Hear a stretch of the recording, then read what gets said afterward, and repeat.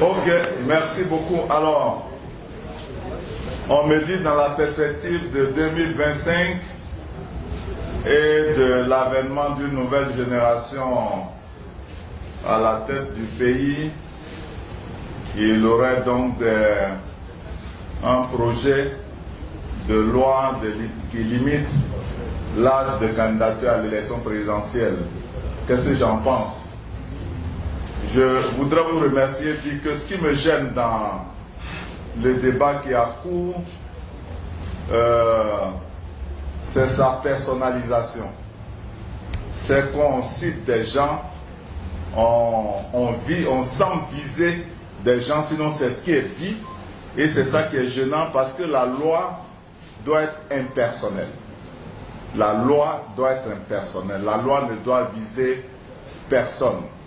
Le renouvellement de génération est un phénomène naturel. Nous tous, nous naissons, nous grandissons, nous faisons des enfants, nous vieillissons. Et quand on commence à vieillir, ce qui nous préoccupe, c'est est-ce que les enfants sont suffisamment grands, suffisamment mûrs, suffisamment préparés à demain assurer donc la relève et à nous remplacer. Je suis sûr, parce que acteur politique, que c'est comme ça aussi la vie politique, et ce ne sont pas mes aînés Henri Konan Bédié, Laurent Gbagbo et Alassane Ouattara qui diront le contraire. Donc ce renouvellement de génération doit être nous tous notre préoccupation si nous aimons la Côte d'Ivoire. Maintenant, s'il doit y avoir un projet de loi qui nous conduise à ça, je souhaite que les choses se passent dans la forme, parce que ce dont vous parlez, eh bien c'est par référendum que nous avons eu à l'introduire. Si ça doit changer, il faut que ce soit avec un paralyse de forme que nous y parvenons. Le moment venu, et s'il y avait un projet dans ce sens-là, l'UDPCI aura donc à examiner la question et à se prononcer.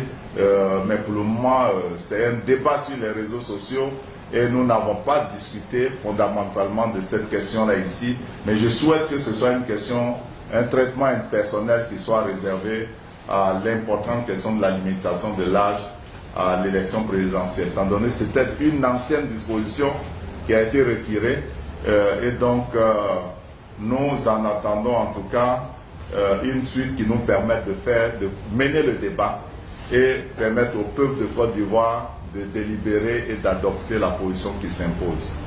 Souhaitez-vous que Alassane Ouattara, Henri Konan Bédié et Laurent Gbagbo s'écartent? Je crois que c'est la suite logique, je le disais tout à l'heure. C'est à eux d'apprécier. Hein, c'est à eux d'apprécier. Je pense que chacun d'eux a apporté à la Côte d'Ivoire, il y en a qui sont dans la politique depuis plusieurs décennies. C'est à eux de se dire, bon, le moment est venu que nous nous retirions, mais je les comprendrai s'ils observent aussi la maturité au niveau donc des nouvelles générations. Il faut que nous leur prouvons que nous sommes mûrs. C'est pour ça, vous vous souvenez, il y a déjà quelques temps, quand j'indiquais que ceux qui disaient qu'il y avait personne de près au niveau de la Côte d'Ivoire pour assurer la relève, était en train de mentir, en train d'insulter Houphouët-Boigny, qui depuis 1945 a permis à des générations et des générations de jeunes de ce pays de se former à l'étranger, de se former politiquement. Et aujourd'hui, nous pouvons être fiers donc de la jeunesse ivoirienne qui est capable d'apporter le meilleur à notre pays. Laurent Gbagbo ne m'a pas encore rencontré alors qu'il a rencontré les autres. Est-ce que je suis aigri? Pourquoi il serait aigri? Vraiment, ça ne fait pas partie de ma nature. Et puis, vous avez vu tout à l'heure que l'UDPCI a apprécié ces rencontres-là et a souhaité qu'il en découle des dispositions et un engagement au dialogue inclusif qui va permettre de ramener la paix en Côte d'Ivoire durablement. Laurent Gbagbo est un homme politique de ce pays. Au plan régional, nous avons une fraternité que nous célébrons. Quand le moment sera venu pour que nous nous rencontrions, que nous parlions, ce sera avec beaucoup de plaisir. Le baromètre dit les militants de l'UDPCI qui sont RHDP de sources concordantes veulent revenir. Qu'est-ce que nous en pensons? Écoutez, nous en pensons tout le bien. Nous n'avons pas, nous ne leur avons pas dit de partir. Ils ont choisi d'aller voir ailleurs.